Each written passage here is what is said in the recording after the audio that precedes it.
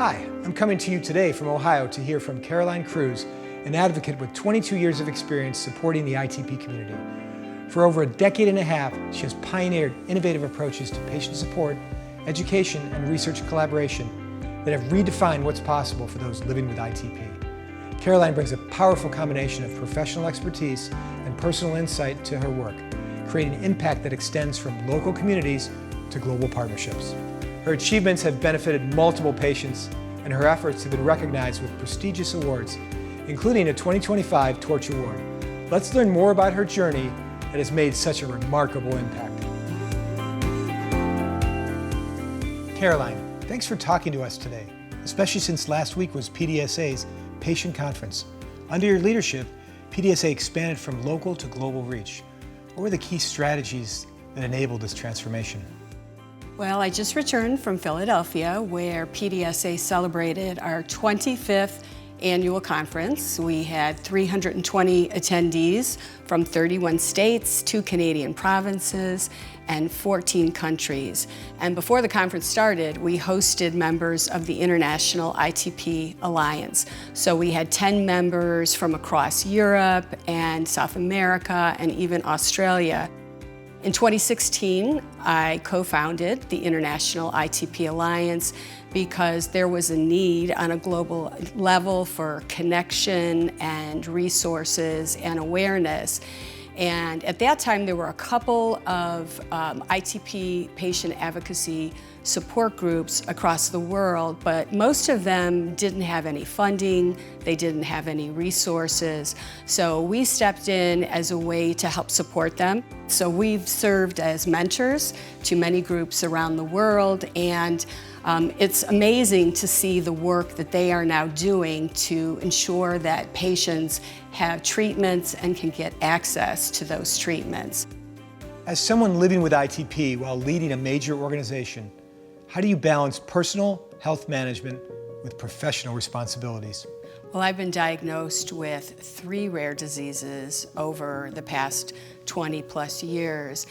But I'm very fortunate that my ITP went into remission. If not, there's no way that I could do the job that I do today, travel around the US, travel around the world, meeting with patients. The fatigue that I experienced at the time was absolutely debilitating, the anxiety, the depression around having a bleeding disorder. It's a lot of work, but I am very passionate about what I do, and I am very fortunate that I've been able to help tens of thousands of patients through the work we do at PDSA. What inspired the creation of the podcast, Bruised But Not Broken, and how has it changed the conversation around ITP?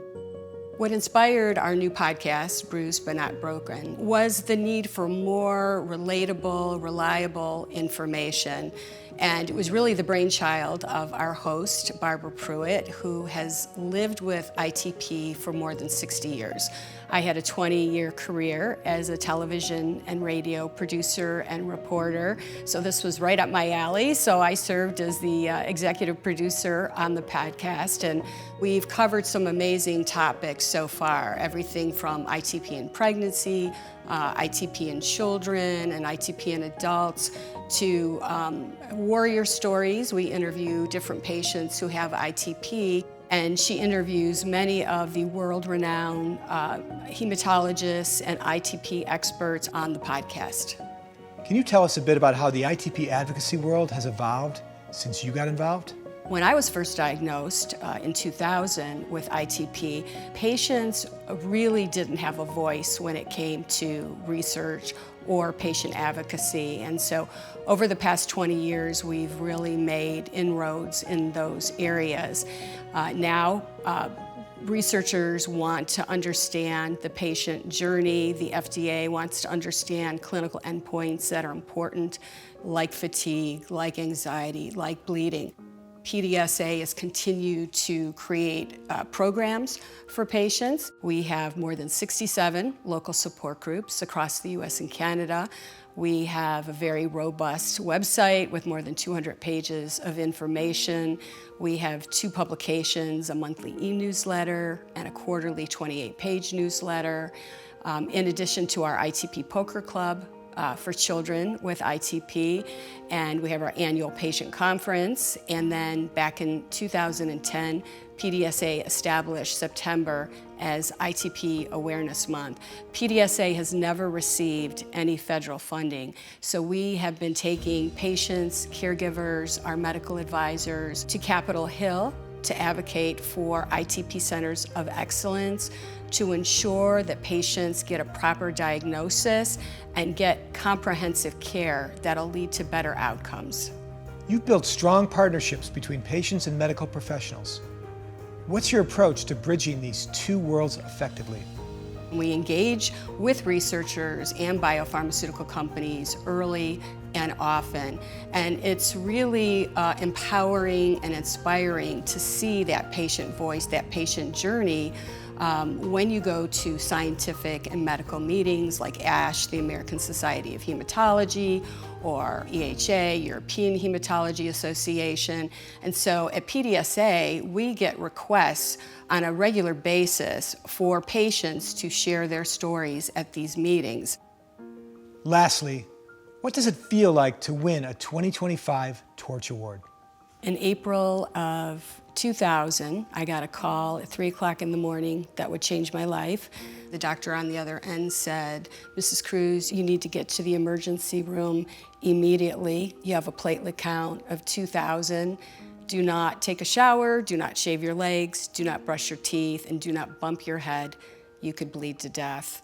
And you can imagine how frightening that was to get that phone call, and to imagine all these years later that I would be receiving a Torch Award.